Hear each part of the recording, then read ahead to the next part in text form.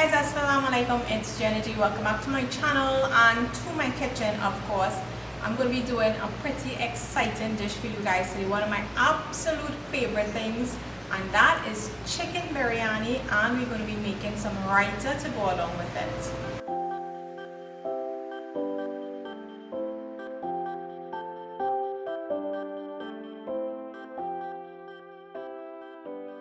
So like I said, chicken biryani is one of my favorite things to eat, but there are many different variations of biryani in terms of the method and the process by which it's going to, it can be made.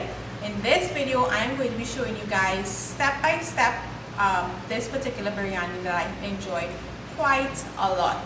So the first step basically involves your chicken. I've got my chicken all cut up. If you can use leg and thigh, it would be much better as they're a lot more moist than chicken breast. I'm going to be using some salt, some ground chilies, some paprika, some turmeric or saffron powder, plain yogurt. I am going to be using some garam masala and some grated garlic and ginger as well. Now it's important to put your chicken to marinate, the longer the better, overnight preferably if you can. Once you have the time, put it to marinate as long as possible.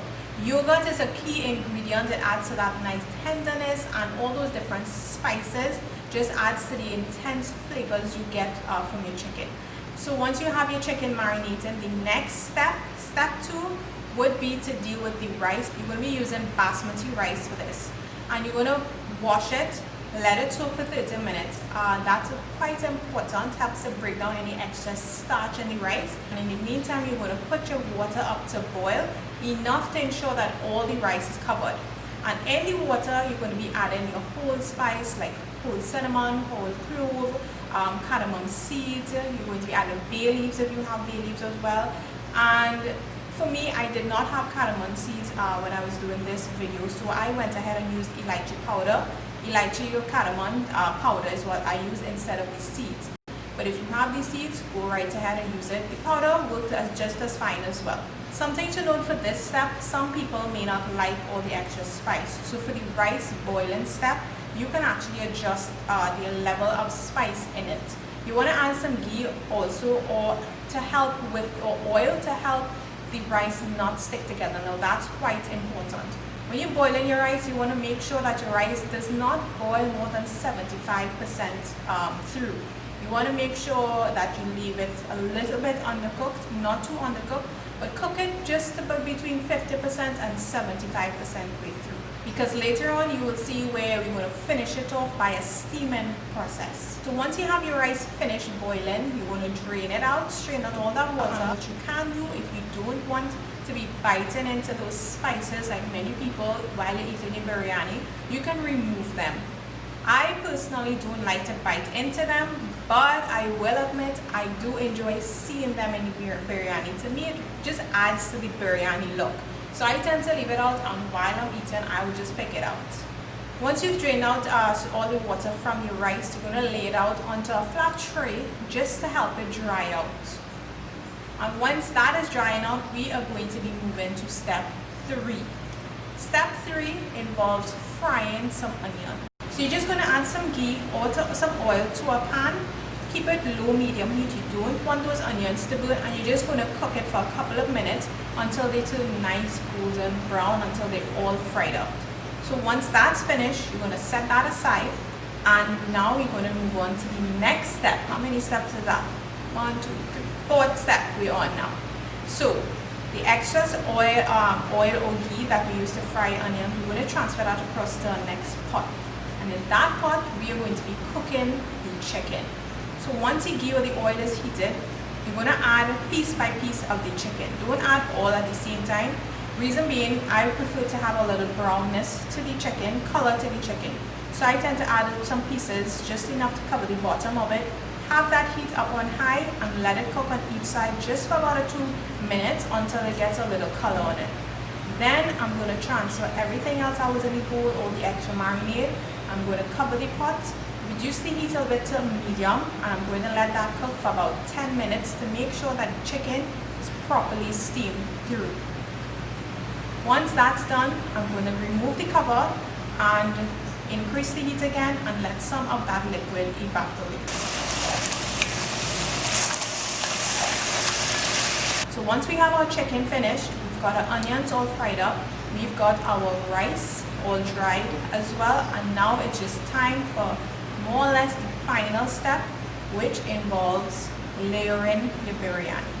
But for this step, we need a couple more items. So what we're going to be needing is some melted ghee, and we also need some saffron to add some color. So to get this, you can add some pinch of saffron powder to some milk.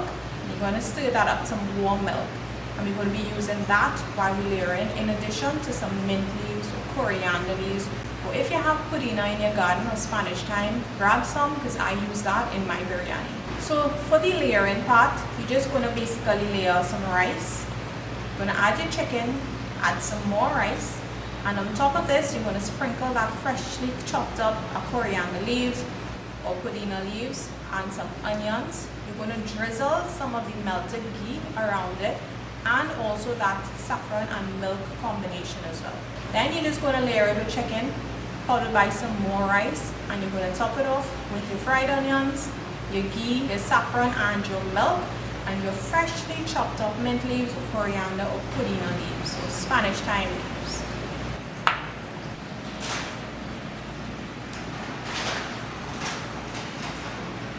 The next step involves steaming. So this is where it finishes off everything and ties in all of that flavors together, and it finishes the rice cooking process. So for this step, what you need to do is get a tower. If you don't have a tower, like me, I don't have a tower, so I use a flat frying pan, a sort of a large size one, and into this I put my pot with the biryani in it. I turn out the heat to low. I covered the pot with foil. That's to trap all the steam. What they use also is something called a dum. You can make it, but foil is the easier way to do. So you want to properly foil the top of your pot and then cover it tightly with the pot cover. You're going to put it on the pan, on the stove, on low heat, and you're going to let that steam through for about 20 to 25 minutes. 25 minutes later, guys, we've got ourselves some chicken biryani. So just going to leave it, let it stay there for about 20 minutes, and while it's setting there and while we're leaving it to absorb more of that intense flavors, we are going to be making our raita. So raita is pretty simple.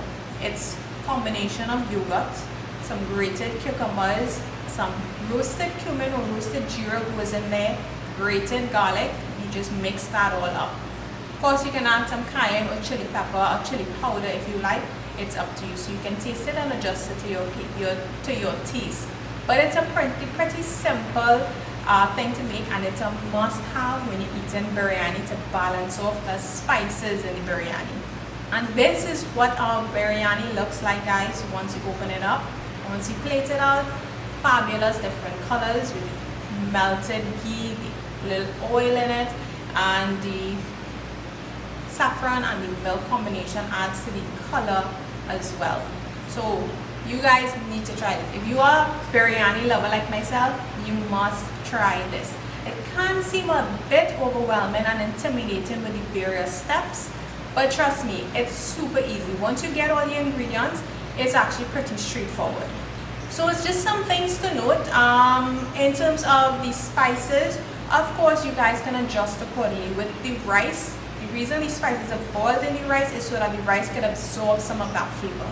Some people actually don't even add any spices to the rice while it's boiling. So it's totally up to you. You can adjust it, and of course the spice level. You can adjust the spice level to any amount that you have. If you have green chilies, they usually sell them in the supermarket. Get your hand on some of those, because those go fantastic with biryani. Unfortunately, I don't have any, but trust me, biryani and those green chilies are a must-have. So get your hands on some if you could get your hands on some. So guys, like I mentioned, there are many different variations of biryani. This was one variation, one way in which I absolutely love it. And I hope that you appreciate the video. I know that, some things might be different or should have been done this way, but believe me, you want to try this out for sure. Your taste buds will love you. So give it a try, send me pictures. Don't forget also to check out my naan, my garlic naan, and my chicken tikka masala video that I did as well, sticking with the Indian cuisine sort of inspiration. Be sure to try them all out, guys. Send me pictures. Thanks so much for watching. I will see you guys in my next video.